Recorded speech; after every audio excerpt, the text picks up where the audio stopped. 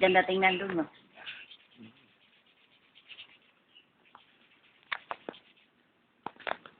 Yan, diyan ka magaling, ha? Diyan ka magaling, mabibideo ka ng mabibideo sa hindi mo, hindi mo alaga. Pangit mo. Hmm. Kang pulugo. Pangit ka rin, para kang, butoy.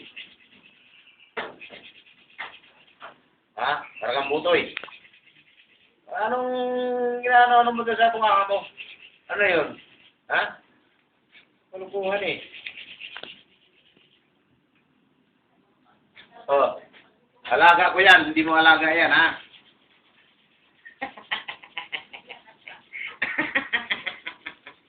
Yan, diyan ka magaling, pero malapit na dumating yung dalawa kong alaga. Sabi ni Sir sa akin, magpapahigabit daw muna siya eh. Duli niya. Dalawa yun, babae at lalaki. Alaga ako dyan. Dito ko naman ilagay sa alaga ko kasi alaga ko yun eh.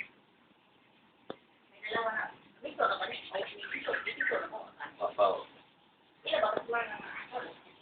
Kapapon. Malapit na rin yan. Isang buwan yan. 3 linggo na yan eh. Itong brown. Ano ba ito eh? Dito pa. Pisto di oy. Di eh. Kamay naman. Imported yan eh.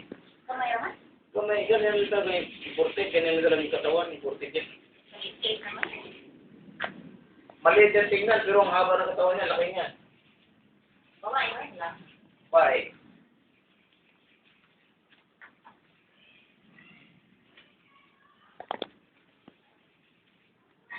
Ano naman yung pinidyohan mo dyan, ha? Oy! Diba ako may under na. Anak ko daw. Alapapitan na.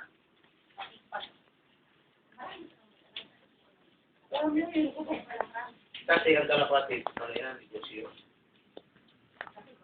Yan, i-video mo doon, tapos i-ano mo i-upload mo sa computer. Sabihin mo na, may binibigyan tayong kalapatid.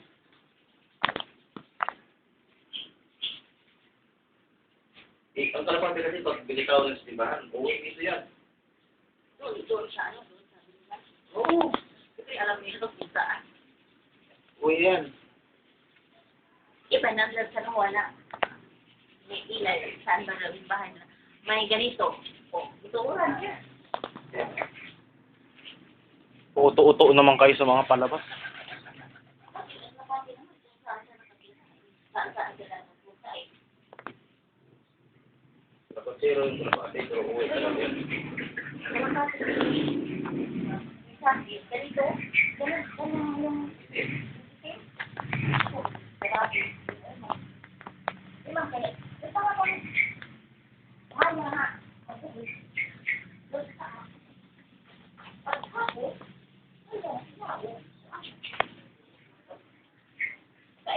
Sa umaga, sa inyo, doon po Ganda kaya. Sige, panday. Yung kapag ng anak.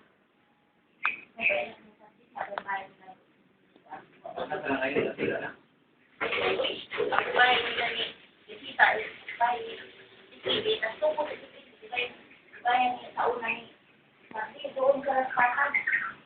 Kung pwede bahay ni Titi. Wala na ngayon. Wala, so na sila sa bunga. Bahay ni Tito. Yung bahay ni Titi ko. Kung buluhin daw. Kung tao na ito kumakain ngayong kalapate, magkatuloy. Ang bahay Uy, ano ka dyan?